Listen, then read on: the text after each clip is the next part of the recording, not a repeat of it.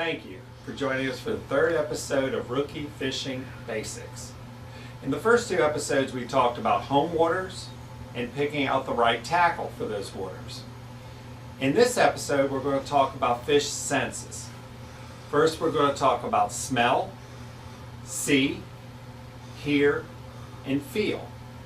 And yes, fish do have all these senses, and they do play a valuable role in trying to catch them. We'll first talk about smell. Fish use smell for several different reasons. One, help they find their way home. Salmon, for example. Some use to recognize each other. They all put out a certain smell so they can recognize each other. Third, some fish put out a smell when there's danger around to let the rest of the school know that there's danger. Some use to find a partner, a mate. But fifth and most important, they use to find food. Fish smell many times better than a human.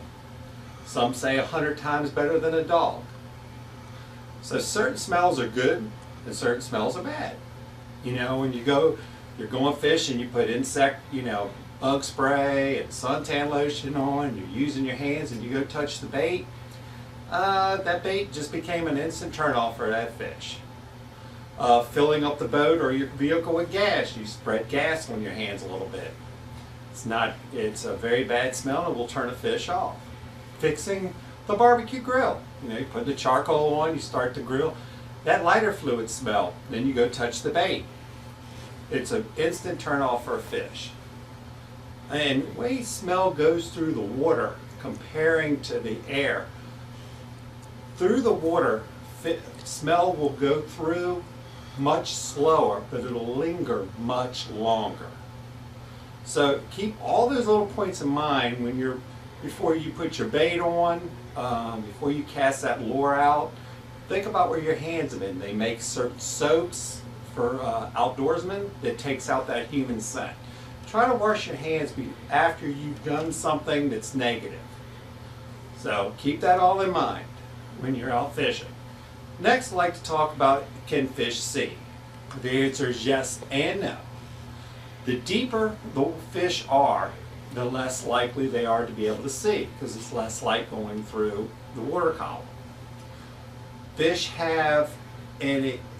Some fish are completely blind, depending on how deep they are. But always think about, fish can see the ones that are inshore, close to the surface. They can see 180 degrees around them. So they just don't see here, they can see past their bodies. That's why I always try to get the right size line weight, which goes back to the combos for this type of fishing I'm doing. You take something and try to catch a small bait fish and you're using 25-pound tackle or a kind of line that's very visible and you're fishing for tuna. Tuna can see very well. They have big eyes. So you've got to think about fluorocarbon, keeping the line size small.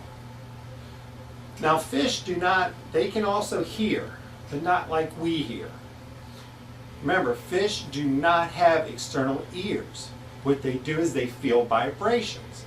So some sounds they're used to, splashes. But you go out there fishing, you got the radio blasting, that beat, and that, the bass going on.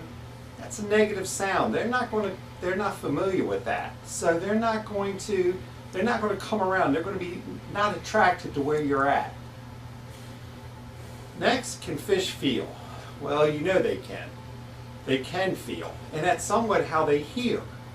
They hear a lure going through the water and there's a vibration through the water. They pick up that vibration. They don't actually just hear it, they more feel it.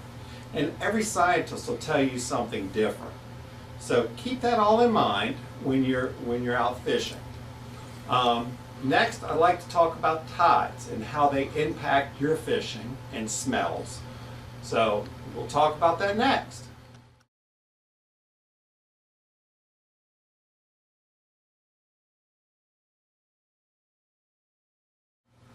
Now we're going to talk about tides.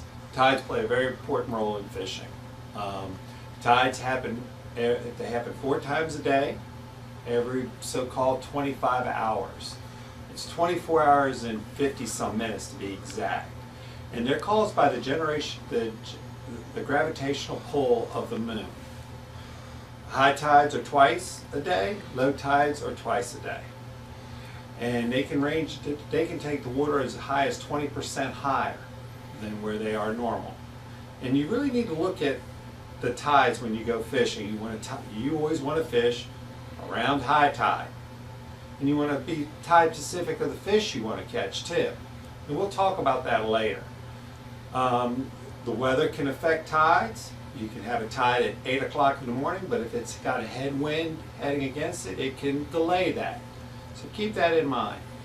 You can look, there's a website called Tides for Fishing. It's just like that, tides with the number 4 for fishing. And you type in where you're going to fish at, and it will tell you the tides and the best time to fish. Also, I'd like to talk about an organization called the CCA. And these guys, they work hard to keep recreational fishing good. So check out their website, see what they're about, maybe go to one of their meetings. It's very low cost for a year membership, free meetings, so it's worth, and you get some good local information about what's happening in your area. So keep that in mind. Remember, keep your lines tight. Should be about